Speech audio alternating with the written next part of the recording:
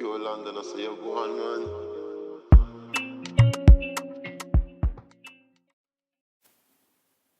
Yes, guys, welcome back to part two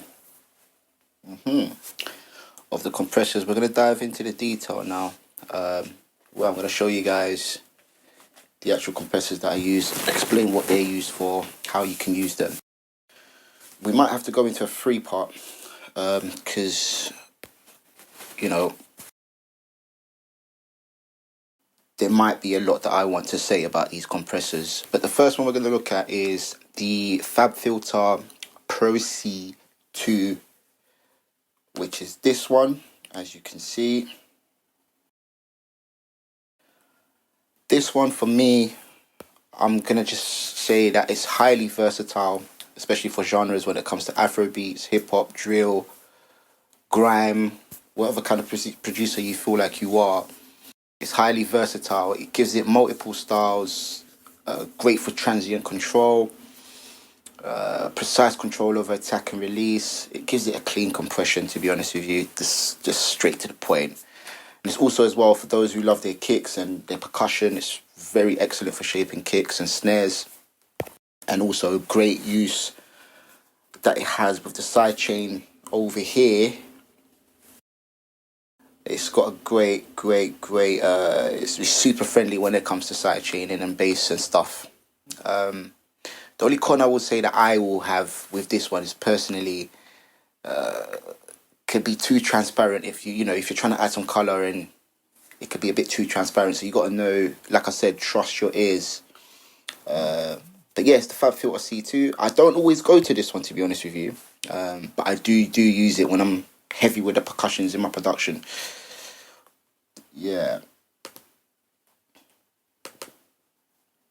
Next one, I think a lot of people use this one. This is from Waves. It'll be the R compressor. Again, super smooth when it comes to dialing in and for percussion. You get what I mean? It's super good with the Afrobeats, hip hop, drill. Again, for me, super friendly. As you can see, it's got a couple of, not it's proper user friendly. You can change the skins here as well. You got Legacy. This is a bit more, yeah, this looks a bit outdated, but some prefer this. For me, I don't really care. I know what it does. But yeah, good for drum, boss glue. The only cons I would say about this one is like it's not aggressive enough for hard hitting kicks. So you might need to use a different one to kind of give it the kick if you're trying to go for the hard hits, etc., etc. Okay. Next one we got is C1. You can see here we got the C1. To be honest with you, I use this one like more for hi-hats, percussions. For me personally, Afrobeats again, hip hop and drill, suitable for these kind of percussions. Great for position as well, like I said. Useful for cleanup, so transparent compression. It's very useful. I wouldn't ideally say this is.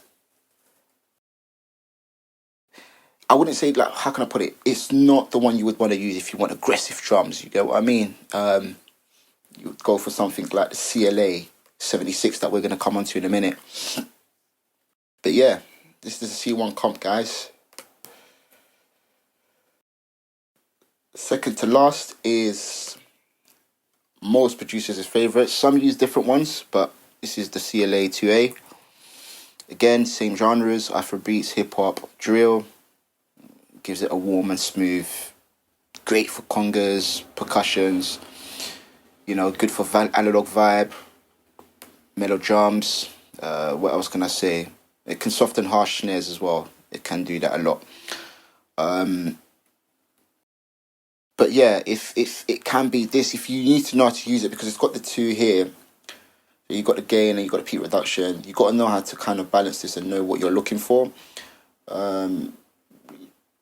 It can obviously go into two options here. You've got the limit, and compressor. But obviously we'll keep it here because we're trying to use a compressor.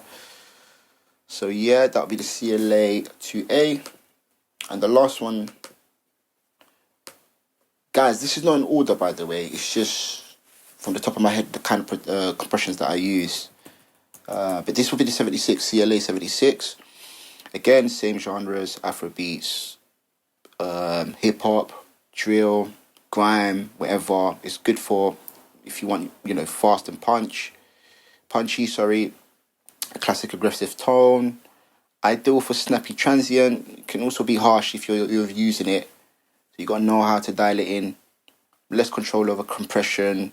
Ratio, if you're not too good with your ratio, if you're not understanding how that works, I think this is a little bit more advanced for those who understand how ratio work.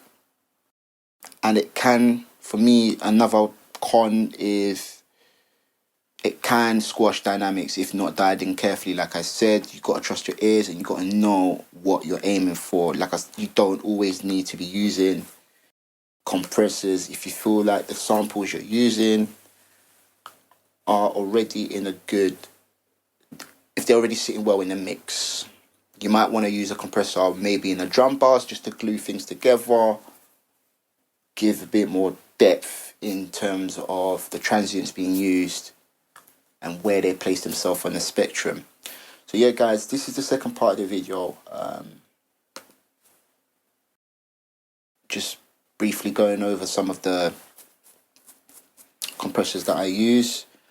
Maybe I'll do a third part where we can kind of dial in on this part here, some little drum loop that I've made, and see how we can actually operate some of these bad boys. Alright, thank you guys. Piorlondon, I say you go on, man.